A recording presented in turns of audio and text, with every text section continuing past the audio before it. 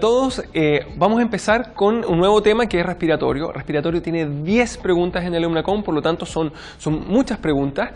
Habitualmente no son muy fáciles, no en que los contenidos sean difíciles, sino que el nivel de como profundidad con el que se pregunta es bastante alto, ¿ya? Afortunadamente los temas son pocos, por lo tanto es una especialidad relativamente costo efectivo de estudiar, ¿ya? El primer tema que vamos a ver es neumonía, ¿ya? Así que empecemos. Habitualmente hay 2 o 3 preguntas del respiratorio que son de este tema, que son de neumonía, ¿ya?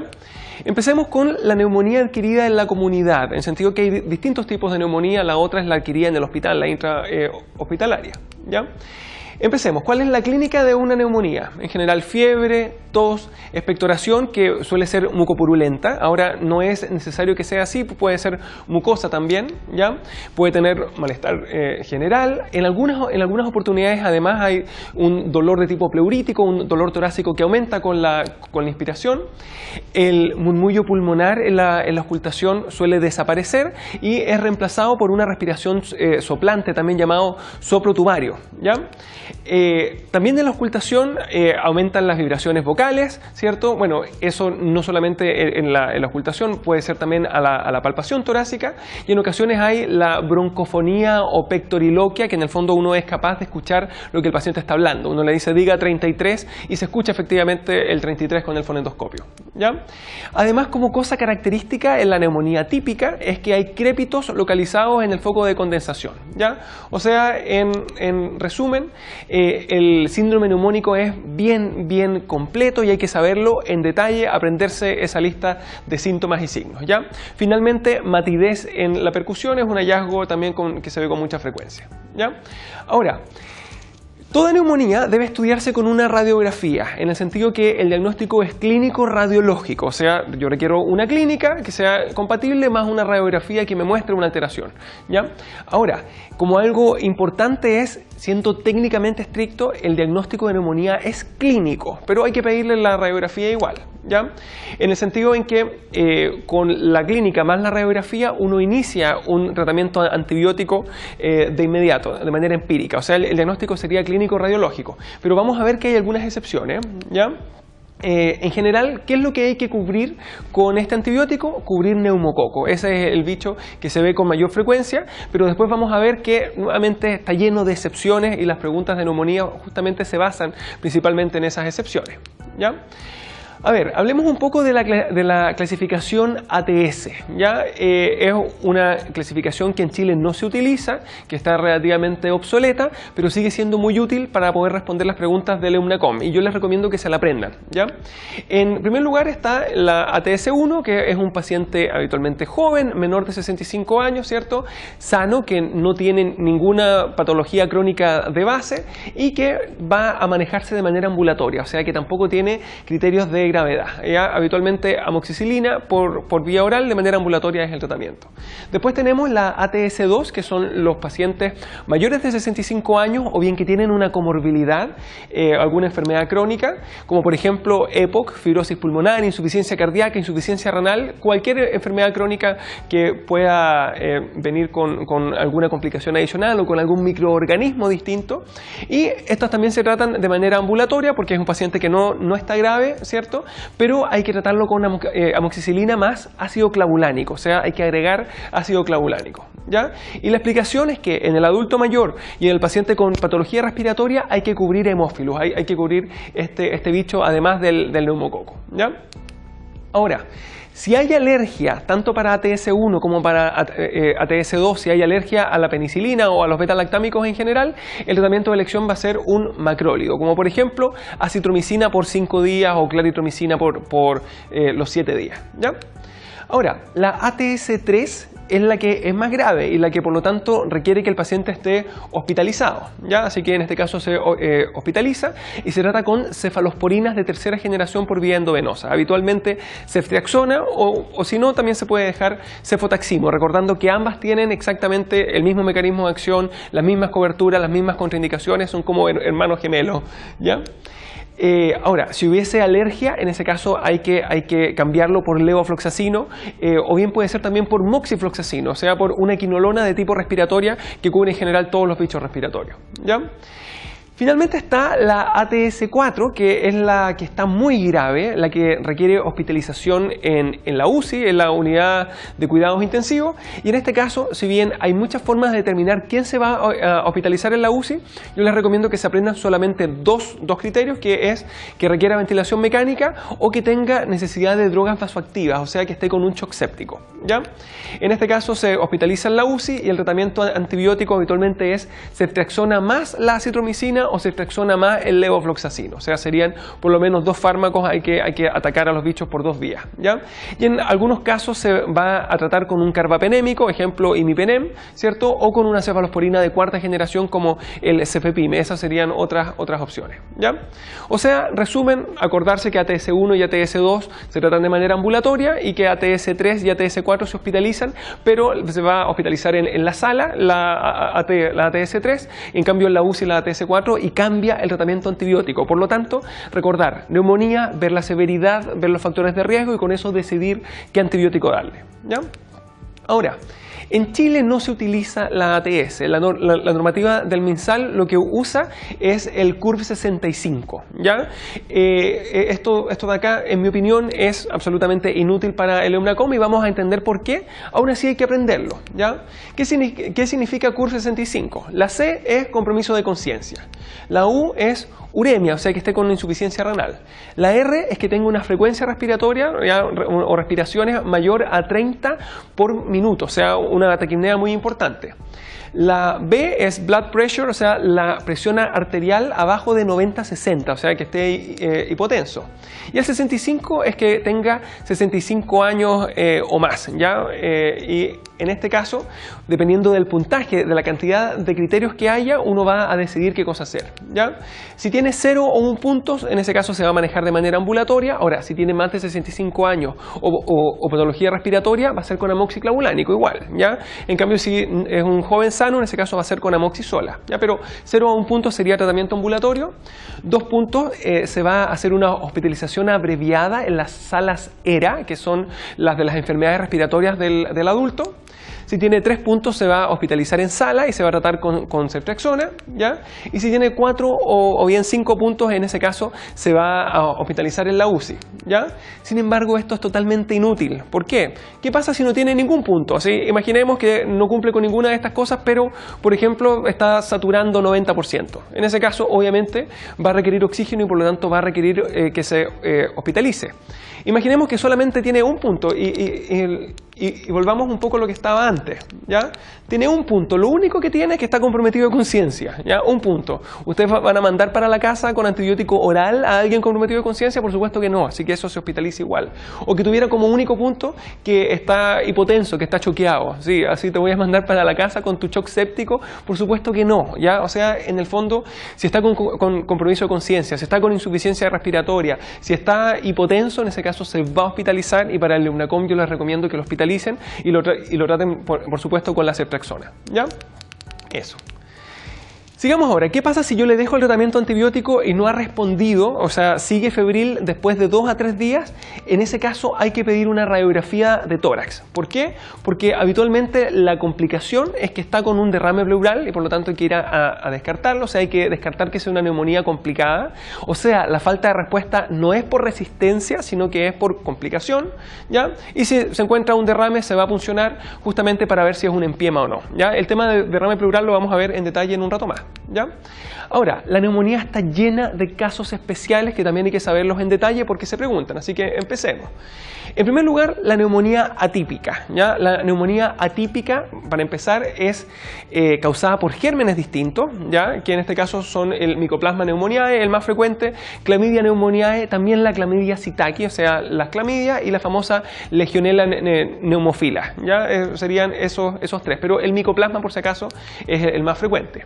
Su clínica es distinta, ¿ya? En general es un cuadro que se dice arrastrado, ya dura por lo menos 7 días con síntomas similares a una infección viral, ya incluso puede haber una clínica de 2 semanas, de 3 semanas, un cuadro así bien arrastrado que parecía al inicio una infección respiratoria alta o una infección viral.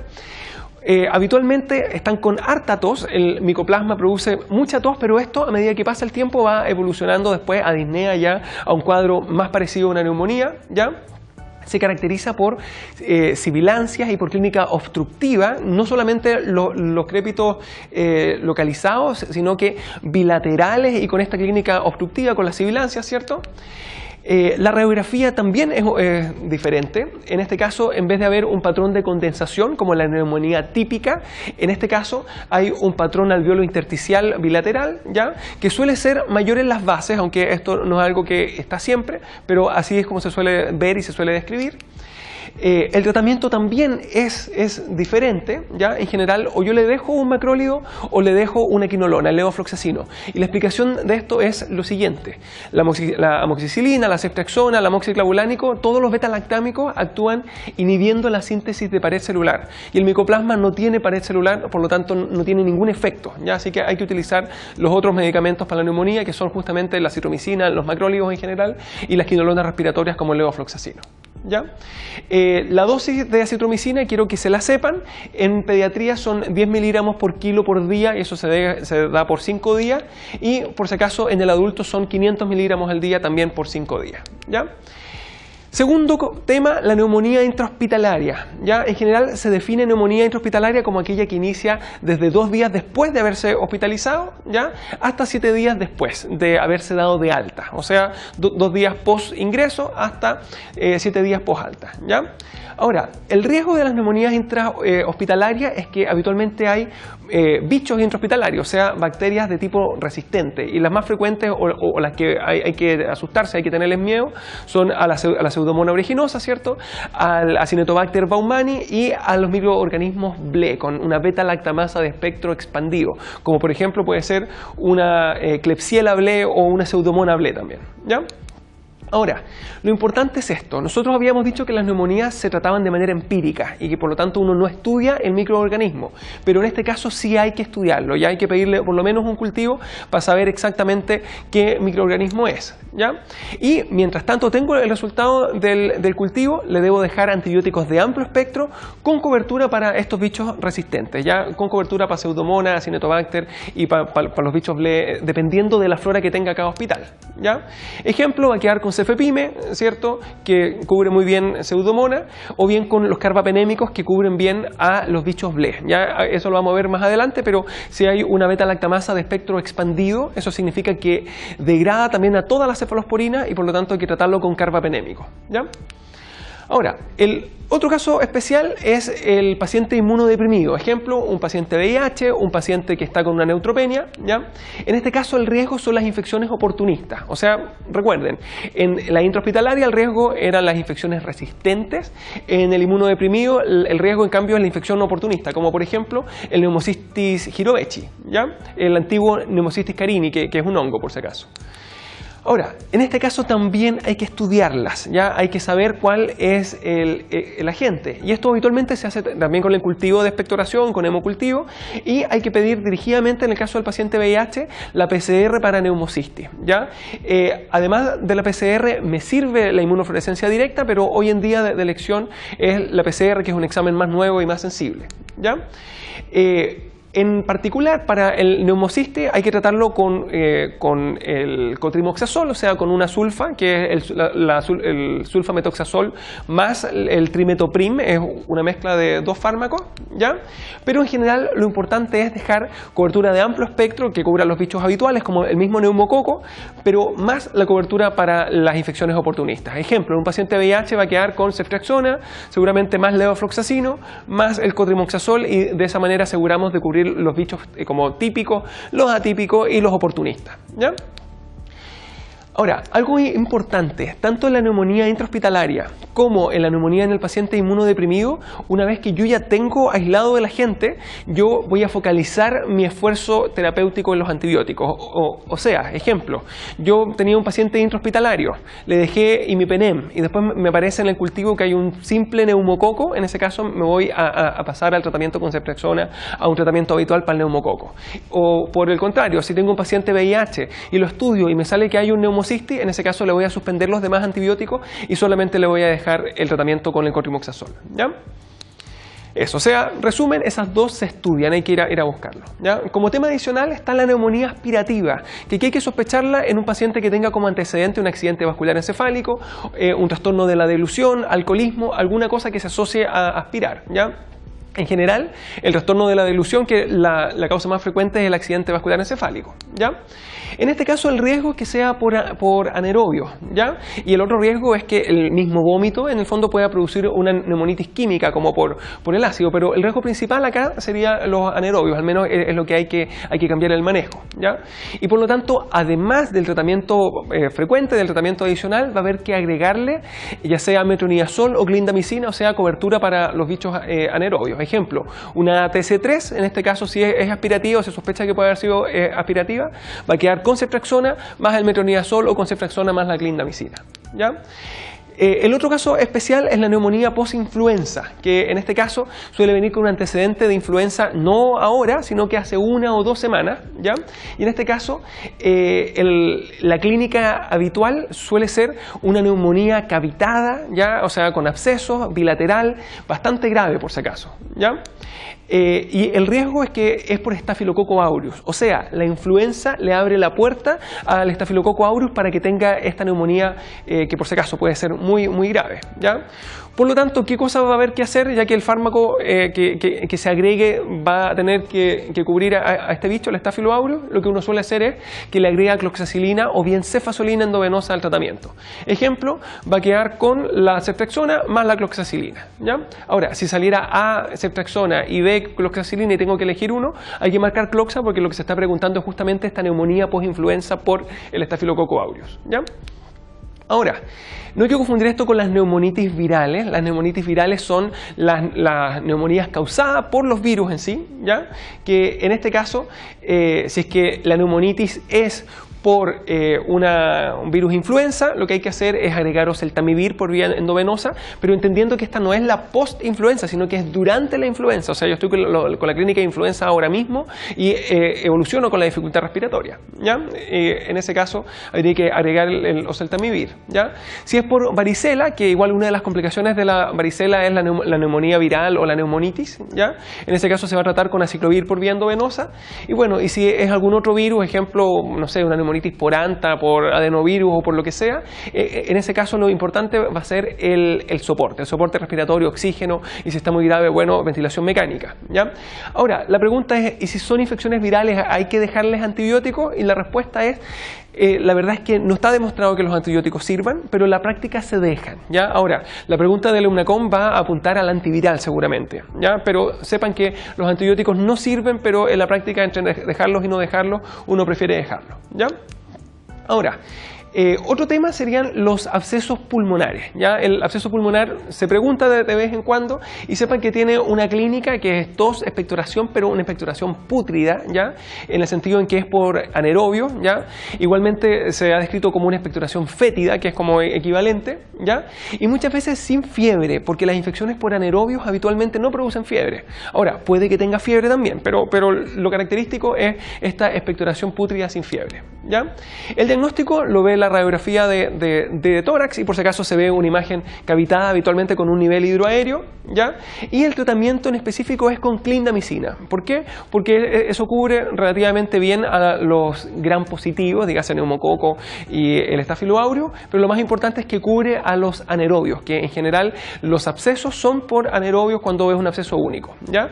Más el drenaje. Ahora, ¿cómo se hace este drenaje del absceso? Simplemente por kinesiología, o sea, es un drenaje de tipo postural, ¿ya? Ahora, cuando la kinesiología falla y no se puede drenar, bueno, en ese caso va a haber que drenarlo por otra vía, habitualmente por una broncoscopía, que esto se hace cuando está en localización central, o sea que uno puede acceder al absceso por vía broncoscópica. En cambio va a tener que ser con una punción percutánea si es que el absceso está muy periférico, en el sentido que la broncoscopía no va a llegar y va a haber que puncionarlo, ¿ya? O sea, resumen, el drenaje es un drenaje postural, pero en las ocasiones en que no funciona hay que hacer un drenaje invasivo que puede ser o por broncoscopía o bien de manera percutánea, ¿ya? Esa fue la clase de hoy, así que nos vemos en el próximo tema.